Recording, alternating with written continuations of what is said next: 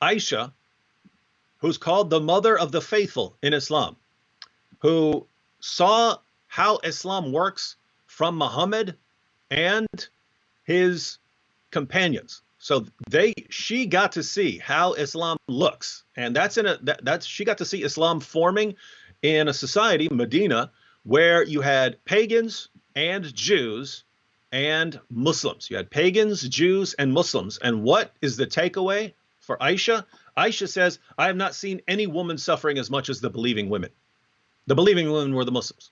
So Muslim women, and this is in the context of beatings, Muslim women suffer more than Jewish women or pagan women. Yep. So according to the mother of the faithful, Muslim women had it worse than everyone else. And so it's just amazing when Muslims say, nope, Muslim women have it so much better, when Aisha herself even says in the presence of Muhammad, this is not true. This is absolute nonsense. We have it worse than non-Muslim women. So she says, I have not seen any woman suffering as much as the believing women. That's one. Next, look, her skin is greener than her clothes. So this woman's wearing a green veil, and Aisha says her skin's greener than her clothes. When Abdurrahman heard that his wife had gone to the Prophet, he came with his 2 sons from another wife. So this guy has multiple wives. He came with his 2 sons from another wife. She said, by Allah, I have done no wrong to him, but he is impotent and is as useless to me as this, holding and showing the fringe of her garment. So she holds up a piece of fabric to say, look, he's as useless to me as this, meaning sexually, because he's impotent, right? Yeah.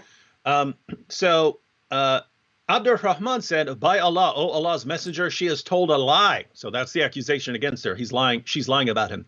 She has told a lie. I am very strong and can satisfy her, but she is disobedient. So she's disobedient to him. She is disobedient and wants to go back to Rifa. So he's saying, Muhammad, she's complaining about me. She's complaining about me because she wants me to divorce her so that she can go back to her other husband, right? So that's her. So it's he said, she said situation. So he says, she has told a lie. I'm very strong and can satisfy her, but she is disobedient and wants to go back to Rifa. Allah's messenger said to her, if that is your intention, then know that it is unlawful for you to marry Rifa unless Abdurrahman has had sexual intercourse with you, right? So think about this, right? In Islam, if a husband divorces his wife and then the woman goes to another husband, she can't divorce that husband and go back to her other husband unless the man first has sex with her, unless her new husband has sex with her, right? That's Islamic law. Yeah. But she's saying her husband is impotent and can't have sex.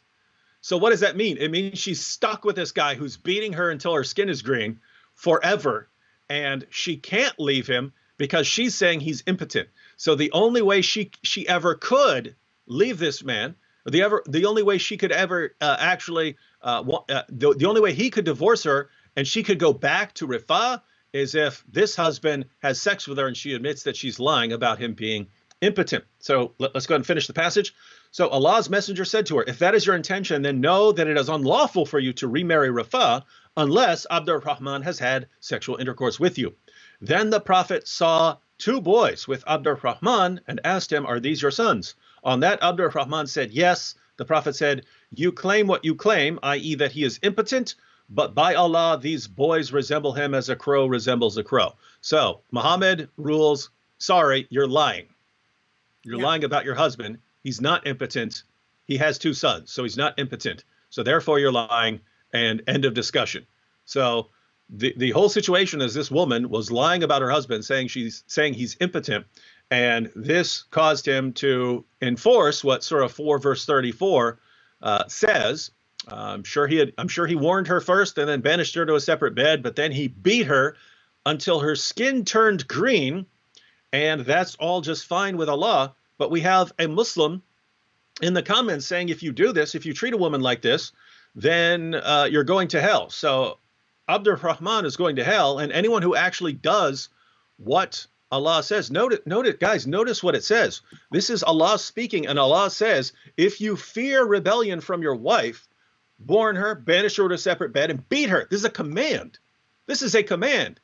He's saying beat her if you think she's in rebellion against you. So you carry out the command, And our Muslim friend says, well, if you do this, if you abuse your wife, then you're going to hell. And of course, again, in Sahih Muslim, Muhammad hit Aisha in the chest, and so Muhammad's in hell.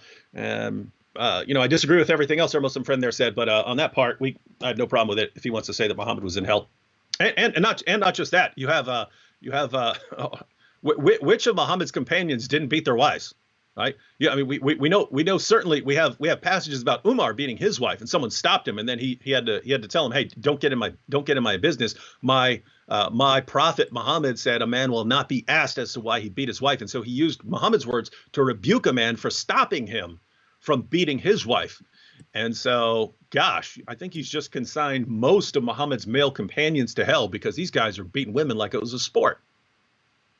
So I'm just putting on the screen Muslim 21-27, where according to Muslim logic that Muhammad is in hell. This is the part when Muhammad beat Aisha. And just also point out, as Muhammad beat Aisha, Muhammad didn't practice Article 1. Muhammad didn't practice Article 2. First, warn her, separate the bed, and then thirdly beat her. Muhammad just simply moved to the third point and beat her.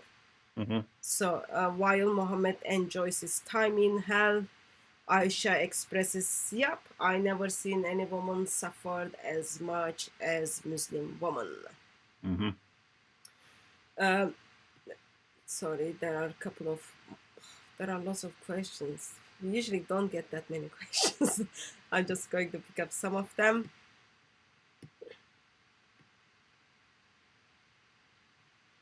I'm going to be intentional to pick up Muslim objections, so they do have a kind of right to give proper rebuttals.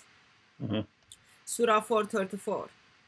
Men are protector and maintenance of the woman because Allah has given one over and because they support from their means.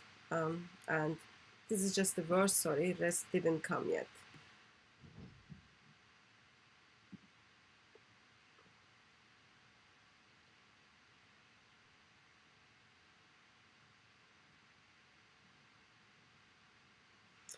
David, mm-hmm. Lauren is in the live stream. They want you to know. Who's that? Lauren is in the live stream. Lauren? Yes. Can you pretend the face that you know who she is? I want to look and see what the that's Lauren with an L? Noreen.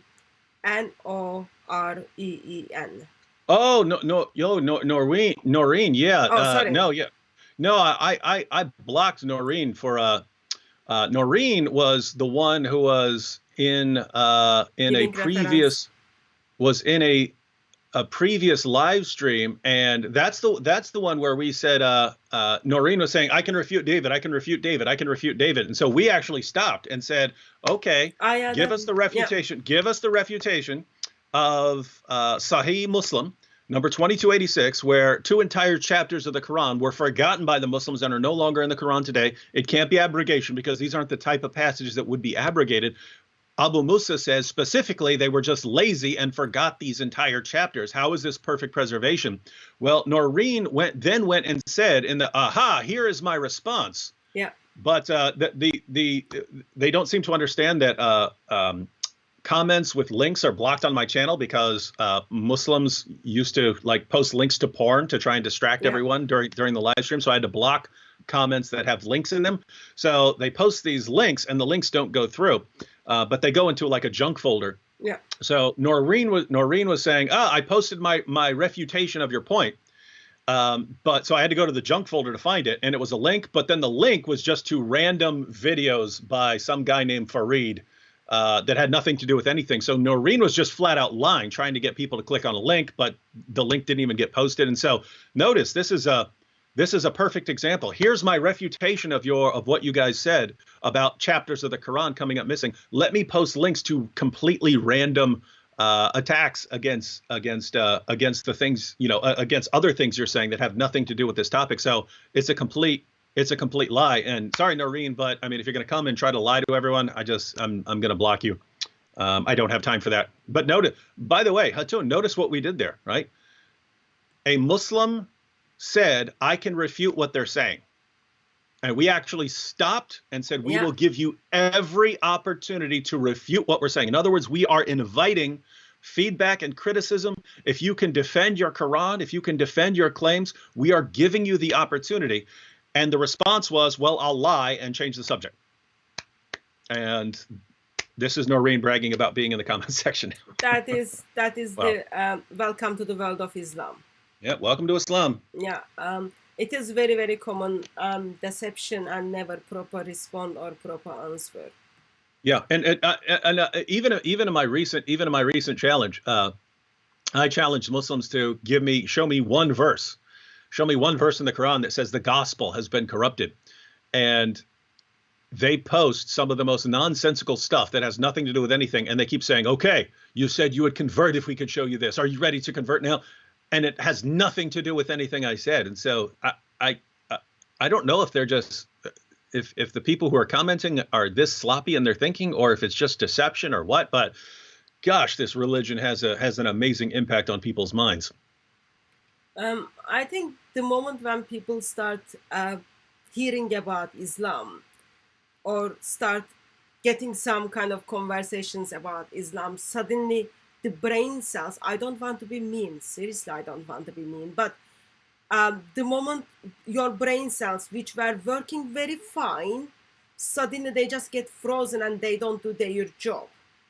And all you do, you repeat the same thing. You know what it says and you try to justify it. It is so sad. Like, just Islam gives you that brain. And you feel, yeah, that's one of the amazing things ever happened.